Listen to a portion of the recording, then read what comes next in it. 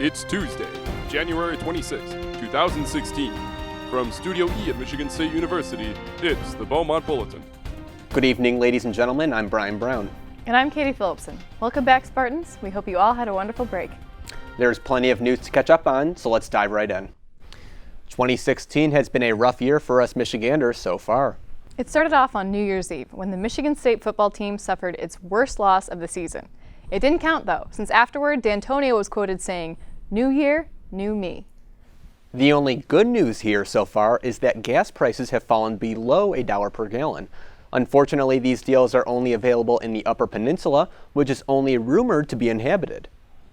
Which brings us to Flint, where sadly, unlike the gas stations, there is no unleaded option.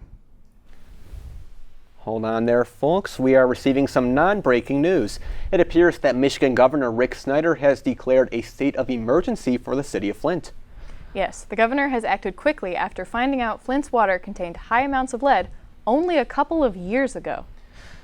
It has reached the point where it has garnered national attention over the last few weeks. Thank God, said Governor Rick Snyder. Something to distract them from the Detroit public schools.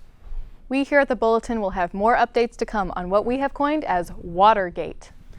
Moving on to politics, Donald Trump. Trump's most recent maneuver to showboat his way to the presidency took a garish turn when he held a pep rally led by 3 pint-sized Dance Moms rejects in shrink-wrapped American flags. Trump's campaign is believed to have taken this approach to strategically soften Trump's tough attitude.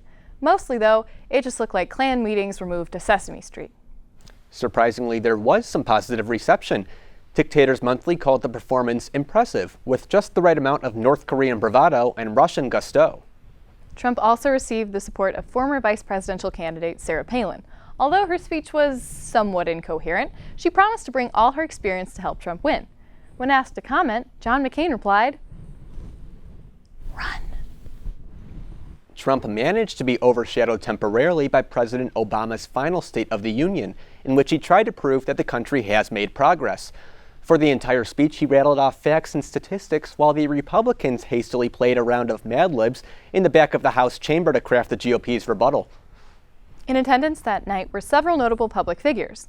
Kim Davis and Jim Harbaugh were also there, where Harbaugh embarrassed our great state by referring to the president as khaki American.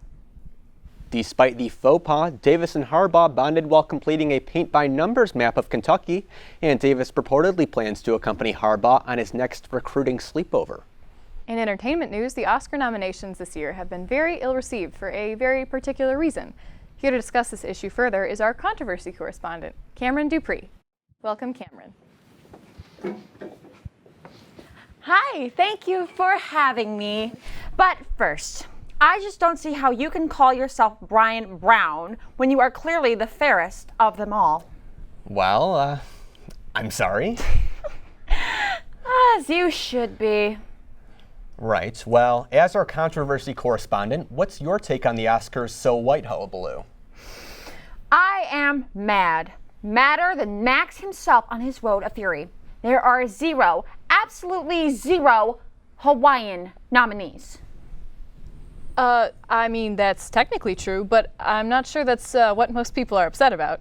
And why not? The lack of Hawaiians is a devastating blow to our beloved island state. There are more Martian Americans in the roster than anyone with a little melanin. So, Cameron, are you going to watch the Oscars, or will you be boycotting them as well? Are you kidding? If I don't watch Chris Rock host, I'll be labeled as a racist. Plus, I've had my Oscar party planned for months. I can't cancel on everyone now, just because the nominees are all whiter than Winter Storm Jonas. Well, we all have our reasons. Thank you, Cameron. Thank you. Of course.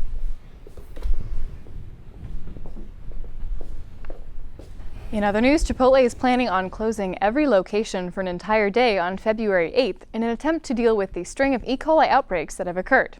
The chain promises that in the future, all outbreaks of E. coli will come from organic, free-range farms, rather than factories.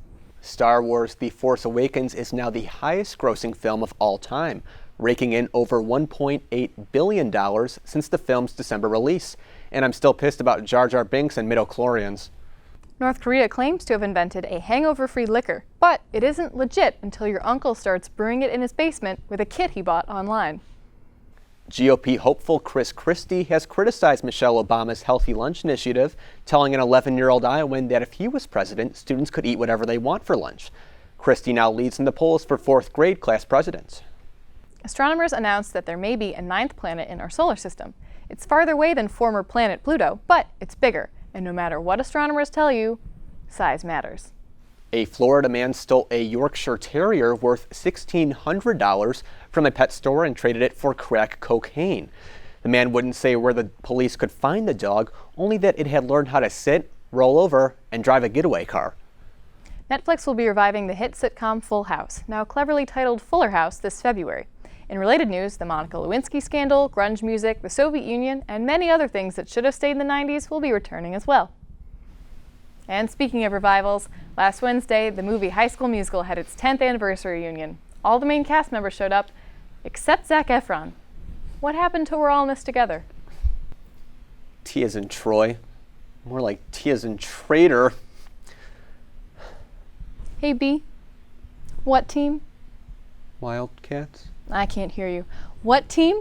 Wildcats? What team? Wildcats! There you go.